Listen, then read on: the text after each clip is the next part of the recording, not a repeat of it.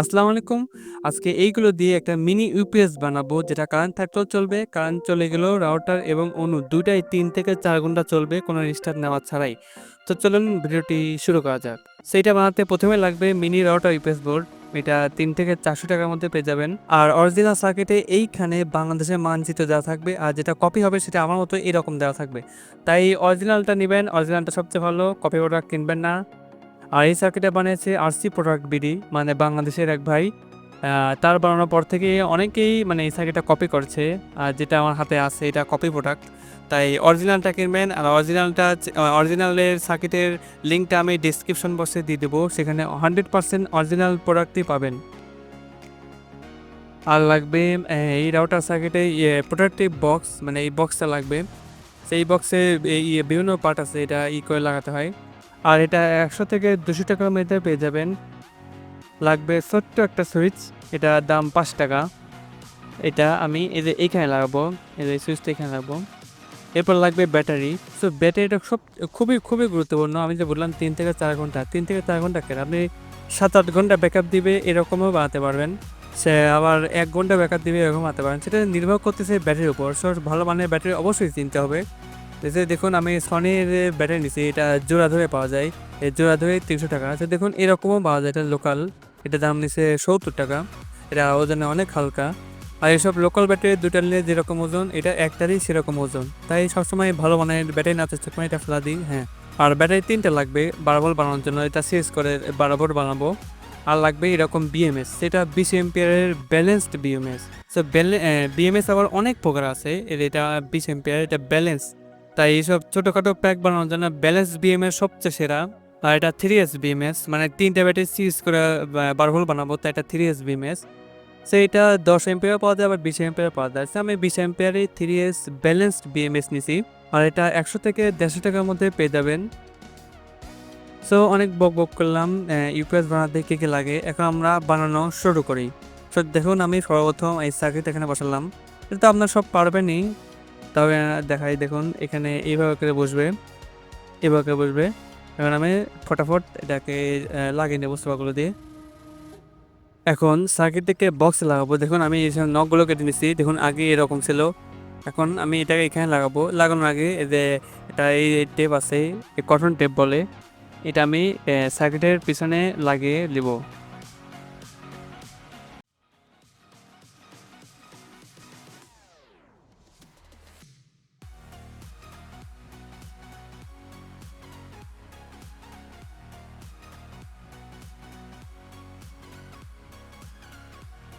এখন ১২ ভোল্ট ব্যাটারির প্যাক বানাবো। তার জন্য আমি দেখুন ৩টা ব্যাটারি নিচ্ছি ভালো মানের, ৩টা ব্যাটারি এগুলো ভালো মানের। তো দেখুন ব্যাটারির যে এই পাশটা পজিটিভ, এটা নেগেটিভ মার্ক করা। যদি মার্ক করা না থাকে তাহলে এরকম দিয়ে থাকবে, এটা পজিটিভ হবে। আর যে সমান পাশটা এটা নেগেটিভ। এখন সিরিজ আর প্যারালালটা বুঝতে হবে। দেখুন আমি এই যে ৩টা ব্যাটারির পজিটিভটা উপরে রেখেছি, মানে ৩টা ব্যাটারির পজিটিভটা যদি একসাথে সংযোগ করে দিই আর নেগেটিভটা যদি সংযোগ করে দিই তাহলে প্যারালাল হয়ে গেল। প্যারালাল হলে ভোল্টেজ একই থাকে, অ্যাম্পিয়ার বেড়ে যায়। যেমন একটা ব্যাটারি যদি 4 ভোল্ট ও 2 অ্যাম্পিয়ার হয়, তাহলে ৩টা ব্যাটারি প্যারালাল করলে 4 ভোল্টে বাড়াবে আর অ্যাম্পিয়ার বাড়বে 6 অ্যাম্পিয়ার। ৩ গুণন ২ 6 অ্যাম্পিয়ার। এখন যেটা আমি সিরিজ করি, দেখুন আমি মধ্যেটা করে দিলাম, তাহলে এটা সিরিজ হয়ে গেল। আর সিরিজ করলে ভোল্টেজ বাড়ে, অ্যাম্পিয়ার একই থাকে। এখন আমি যদি এই প্রথম ব্যাটারি পজিটিভ, দ্বিতীয় ব্যাটারি নেগেটিভ, আর দ্বিতীয় ব্যাটারি পজিটিভ, তৃতীয় ব্যাটারি নেগেটিভ সাথে লাগাই, তাহলে এটা 5 ভোল্টের পজিটিভ আর এটা 12 ভোল্টের নেগেটিভ হবে। তার মানে কি বুঝলেন? সিরিজ করলে ভোল্টেজ বাড়ে কিন্তু অ্যাম্পিয়ার একই থাকে। ধরুন একটা ব্যাটারি 4 ভোল্ট করে আর অ্যাম্পিয়ার 2 অ্যাম্পিয়ার, তাহলে সিরিজ করলে এটা 4 গুণন 3 মানে 12 ভোল্ট হয়ে যাবে আর অ্যাম্পিয়ার ওই 2 অ্যাম্পিয়ার থাকবে। আশা করি আপনারা বুঝতে পারছেন। এভাবে সিরিজ আর প্যারালাল যদি না বোঝাতাম তাহলে আপনারা ভালো করে বুঝতে পারতেন না। এখন আমরা দেখুন এইভাবে করে গ্লু গান দিয়ে লাগিয়ে নিছি শক্ত করে। সে দেখুন আমি লাগিয়ে নিছি। এখন প্রথম ব্যাটারির পজিটিভটা দ্বিতীয় ব্যাটারির নেগেটিভের সাথে আর দ্বিতীয় ব্যাটারির পজিটিভটা তৃতীয় ব্যাটারির নেগেটিভের সাথে লাগিয়ে নেব। সে দেখুন আমি ভালো করে লাগিয়ে নিছি। সে এখন আমি লিথিয়াম ব্যাটারি যে কীভাবে লাগালাম এটা প্রসেসটা দেখে দিই, মানে এটা লাগতে চায় না। তো দেখুন সর্বপ্রথমে আমি এটা উপরে যে তাদেরকে এটা আমি ঘষে নেব। এখন আমি সোল্ডারিং পেস্ট এসে দেখতে পাচ্ছেন, এটা আমি ব্যাটারির উপরে আমি ভালো করে লাগিয়ে নেব। এখন আমি রাং দিয়ে সোল্ডার করব। সো একটা কথা বলে রাখি, এখানে কখনোই বেশিক্ষণ ধরে রাখবেন না। এগুলো হিট মানে এটা কোনো বেশি হিট দিবেন না। আর লিথিয়াম ব্যাটারির শক্তি হচ্ছে হিট। যদি বেশি হিট হয়ে যায় তাহলে এটা নষ্ট হয়ে যাওয়ার সম্ভাবনা আছে। তাই বেশি হিট দিবেন না, মানে বেশিক্ষণ ধরে রাখবেন না। তো দেখুন ভালো করে লাগিয়ে নিছি। এখন এটা মোটা তার দিয়ে পজিটিভের সাথে নেগেটিভ আর নেগেটিভের সাথে পজিটিভ লাগিয়ে নেব। দেখুন আমি লাগিয়ে নিছি, সেটা আগেই দেখাইছি। এখন একটু ভোল্টেজ চেক করে দেখি ভোল্টেজ কত আছে। দেখুন আমি একটা মাল্টিমিটার নিচ্ছি, সেটা আমি নিজেই বানাইছি। এটা আই বাটন লিঙ্ক দিয়ে দেবো, দেখে আসতে পারেন। দেখুন একটা ব্যাটারি 3.75, দুটো ব্যাটারি মিলে 7.62 আর 3টে ব্যাটারি মিলে 11.5। মানে ব্যাটারির চার্জ যেহেতু কম, আমি চার্জ দিইনি তাই এটা কম আসছে। এখন আমরা বিএমএস এ কানেকশন করবো। এখন আমি বিএমএস দিছি, এখন আমরা বিএমএস এ কানেকশন করবো। সে দেখো এখানে লেখা আছে 0 ভোল্ট, 4.2 ভোল্ট, 8.4 ভোল্ট আর 12.5 ভোল্ট, মানে 12.5 ভোল্ট। এখন এখানে বি মাইনাস বি পজিটিভ এগুলো থাকতে পারে, মানে 0 ভোল্টের জায়গায় বি মাইনাস, 12.5-এর জায়গায় বি পজিটিভ, এইখানে বি1 বি2 থাকতে পারে। তো এই কানেকশন যেভাবে হোক, এই 0 ভোল্ট বা বি মাইনাসের সাথে এই 12 ভোল্টের যে নেগেটিভ, এই যে এটা তো পজিটিভ হলো, এই 12 ভোল্টের নেগেটিভের সাথে এই যে নেগেটিভের সাথে এই 0 ভোল্ট লাগাবে, 0 ভোল্টের কানেকশন হবে। এখন 4.2 ভোল্টটা এই যে এইটার পজিটিভের সাথে সংযোগ হবে। এখন এই যে এখানে 8.4 ভোল্টটা এইটার এই পজিটিভের সাথে সংযোগ হবে, এই যে এইটার। এখন সর্বশেষ যে 12.5 ভোল্ট লেখা আছে সেটাই 12 ভোল্টের পজিটিভের সাথে সংযোগ হবে, সেটা আমি এখন লাগিয়ে নেব।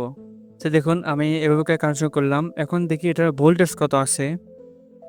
তো দেখুন এখন আমরা ভোল্টেজ চেক করবো। তো দেখুন ওই 11.5 ভোল্টে আসছে। আর যদি 11.5 ভোল্টেজ না আসতো তার মানে বোঝা লাগতো যে বিএমএস এর কানেকশন ভুল হয়েছে, তাই উল্টাপাল্টা ভোল্টেজ আসছে। এখন বক্সের যে সাইডের যে কভারটা আছে সাইডের, এটা সুপার গ্লুতে লাগিয়ে নেবো।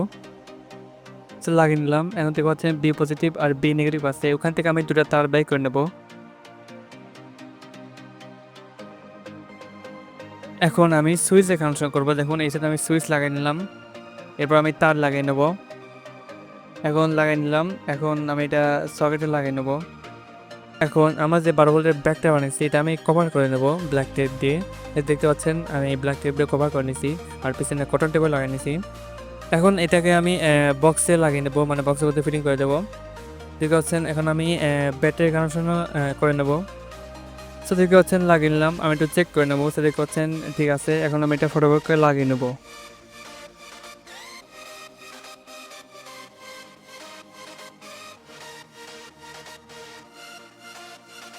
তো দেখতে পাচ্ছেন আমার পুরো কমপ্লিট। এখন আমি এটাকে ভোল্টেজ চেক করে দেখাবো যে কত ভোল্ট আসছে।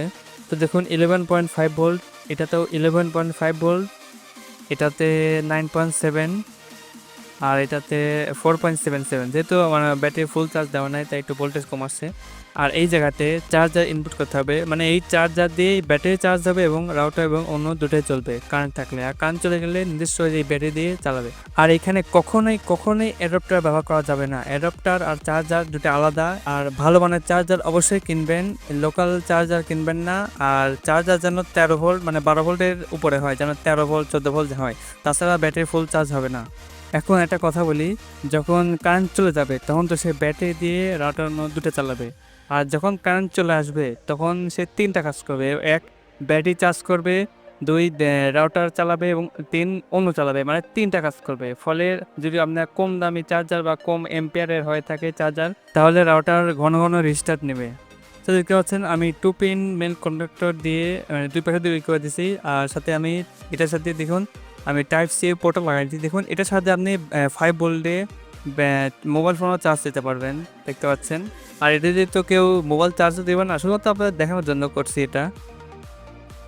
এখন আমরা রাউটার এবং অন্য কানেকশন করবো। দেখতে পাচ্ছেন আমি লাগিয়ে নিলাম। এখন আপনি কত ভোল্টে আপনার রাউটার এবং অন্য কত ভোল্টে সেই অনুযায়ী আপনি ভোল্টেজ দিবেন। আমি দেখতে পাচ্ছেন আমি এই রাউটারের জন্য দেখুন চার্জার নিছি, এই গায়ে লেখা আছে আউটপুট 12 ভোল্ট, দেখতে পাচ্ছেন কিনা জানি না, এটা 12 ভোল্ট আর অনু 12 ভোল্ট। তাই এখানে অবশ্যই দেখে নেবেন আপনার রাউটার এবং অনু চার্জার নিয়ে দেখে দিবেন আপনার রাউটার কত ভোল্টের, আপনার অনু কত ভোল্টের, সেই অনুযায়ী ভোল্টেজ দেবেন। দেখুন তো আমাদের দুটাই 12 ভোল্ট, তাই আমি 12 ভোল্টের লাগাই নিলাম। এখন আসল টেস্টিং পারলে আমি সুইচ দিলাম, এই দেখুন অন হয়ে গেছে। আর রাউটার অন হতে আমার 2 মিনিট লাগে, তাই একটু ফাস্ট ফরওয়ার্ড করেছি। তো দেখুন চালু হয়ে গেছে, লাল দেখাচ্ছে কারণ নেটওয়ার্কের সিগন্যাল নাই, তাই লাল দেখাচ্ছে। এখন আমি রাউটার আর অন্য আমি কানেক্ট করে দিই।